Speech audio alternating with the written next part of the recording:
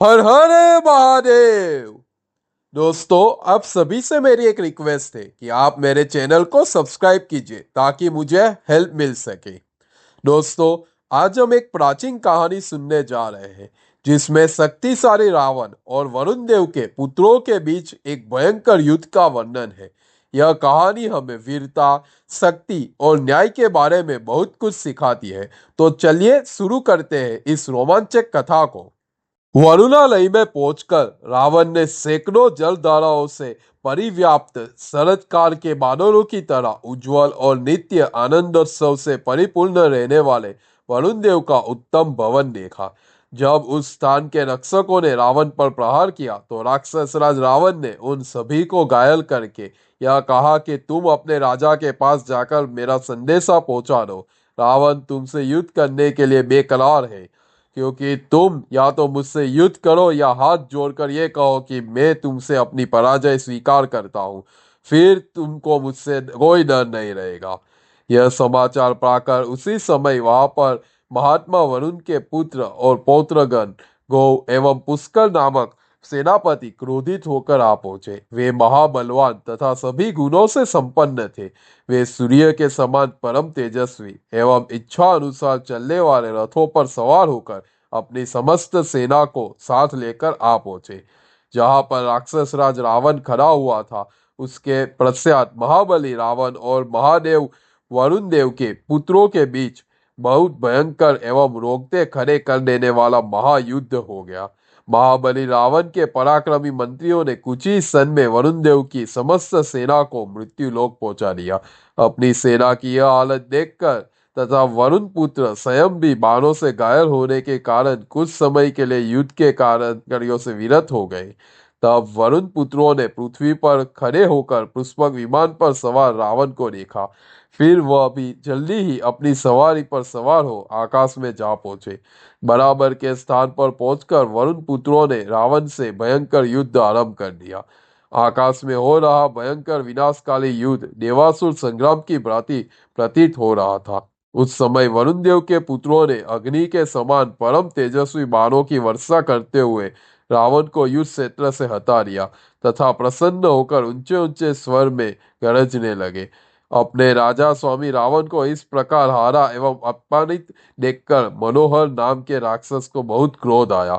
वह मृत्यु की परवाह न करते हुआ वरुण पुत्रों से युद्ध की इच्छा को जाहिर करके उन्हें देखने लगा। वरुण पुत्रों के रथ के घोड़े युद्ध क्षेत्र में हवा से बात कर रहे थे। राक्षस महोदय ने अपनी गदा से उन पर प्रहार किया, जिसके आघात से वह पृथ्वी पर गिर पड़े।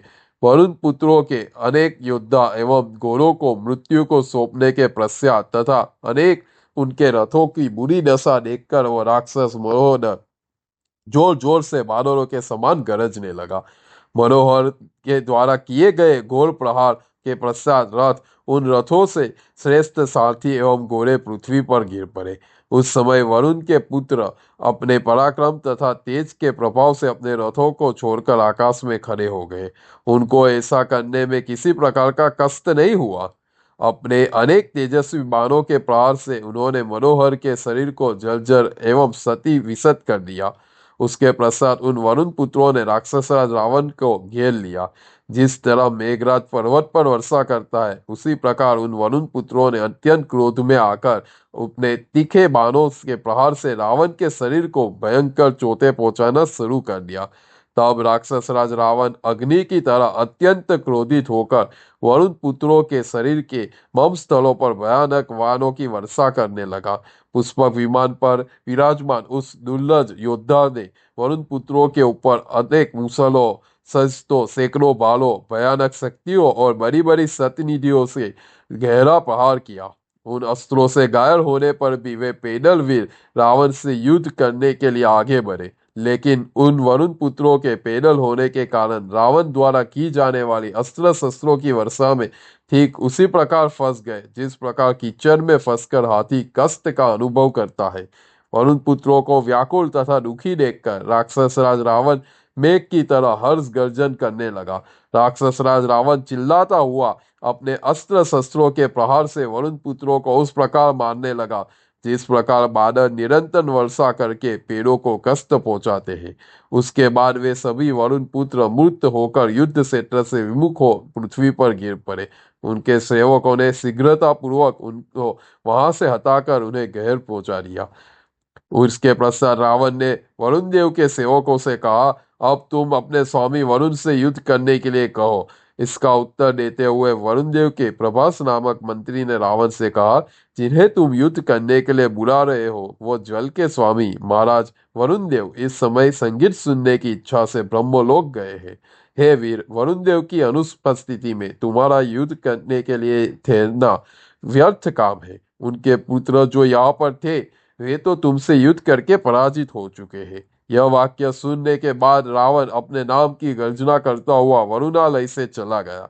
रावण जिस मार्ग से वरुणालय आया था उसी आकाश मार्ग से लंकापुरी की ओर चला गया। तो दोस्तों, यह थी रावण और वरुण देव के पुत्रों के बीच हुई युद्ध की कहानी। हमने देखा कि कैसे रावण ने अपनी शक्ति का प्रदर्शन किया। यह कहानी हमें सिखाती है कि हमें कभी भी अपनी शक्ति का दुरुपयोग नहीं करना चाहिए। अगर आपको यह वीडियो पसंद आया हो तो इसे कृपया लाइक करें, शेयर करें और हमारे चैनल को सब्सक्राइब करना बिल्कुल भी ना भूलें। हर हर महादेव।